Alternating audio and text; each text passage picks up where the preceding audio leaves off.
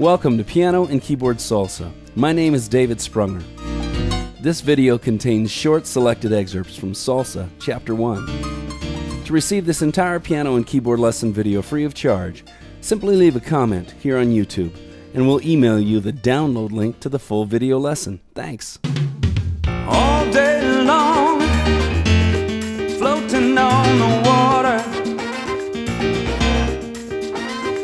And all day long, floating on the sea.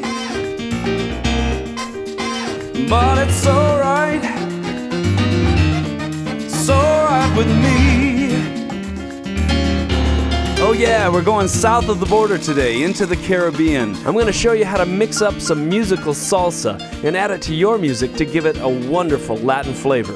This is really fun stuff. We're going to have some tricks for your right hand, some tricks for your left hand. All very interesting spice to add to your toolbox. I think you're going to have a great time with this. I certainly am.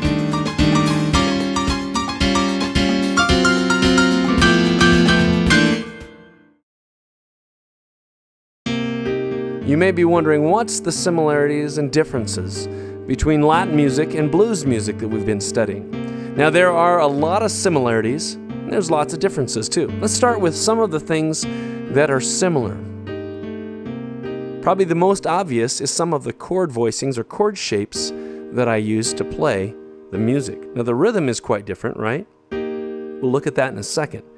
Here's a familiar chord shape from the blues. Remember this?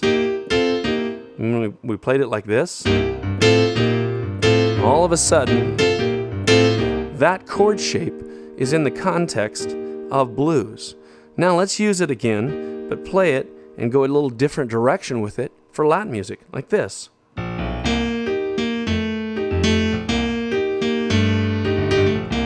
Right? We went a little different direction with our thumb there, and the underlying rhythm really was different, and I'm going to talk about that in a minute. But the chord shape is similar.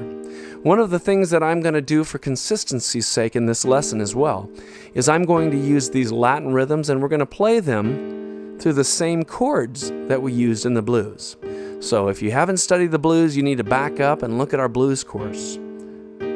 But if you remember from your studies there, you'll remember it was 12 bars or 12 measures of chords, right? So we're going to use those chords, but with a Latin feel. Okay, so we've looked at a similarity, and that's the chord shape. That's one of the similarities. Now let's look at one of the foundational differences between Latin music and the blues. To highlight one of the differences between blues and Latin music, let's talk about the underlying rhythm.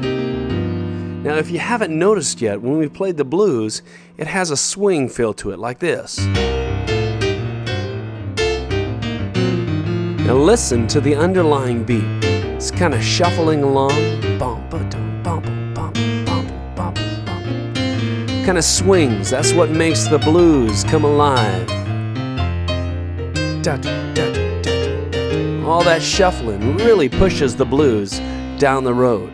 Now, the pulse of Latin music is very different from the blues. In fact, it has a very straight pulse.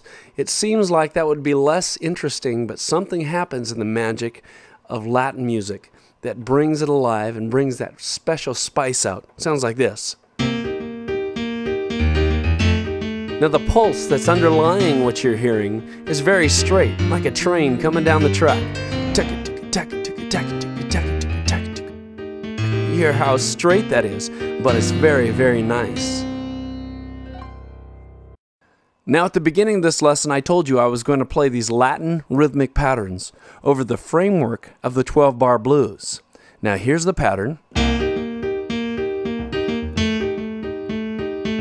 Isn't that nice? I'm going to show you exactly how to play that in a few seconds. But first, let me show you how it goes over the chords of the 12-bar blues. Here we go.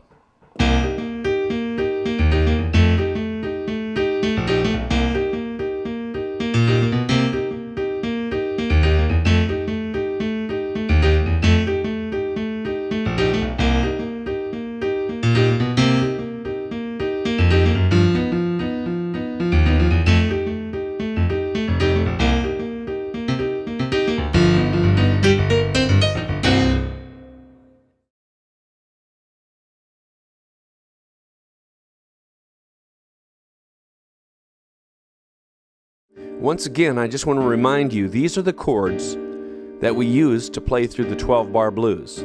Now, we're not going to play with a blues style. We're working on Latin styles. But let's use the same basic chords or song form just to give us a structure to work over. Let's look at the very first chord, C minor 7.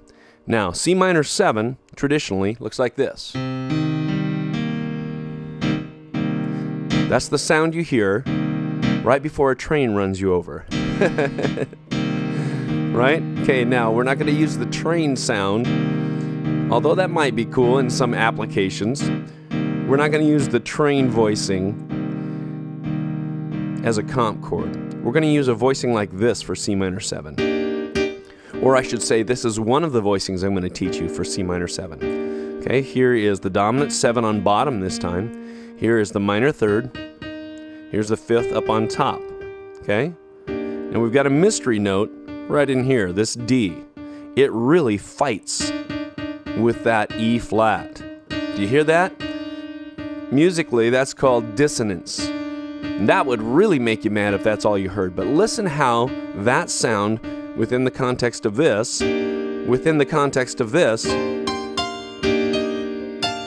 sounds real nice. Okay, it adds something. Here's a trick. I'm going to give you a tip that I always tell my students. And once you wrap your brain around this concept, you'll really start moving ahead.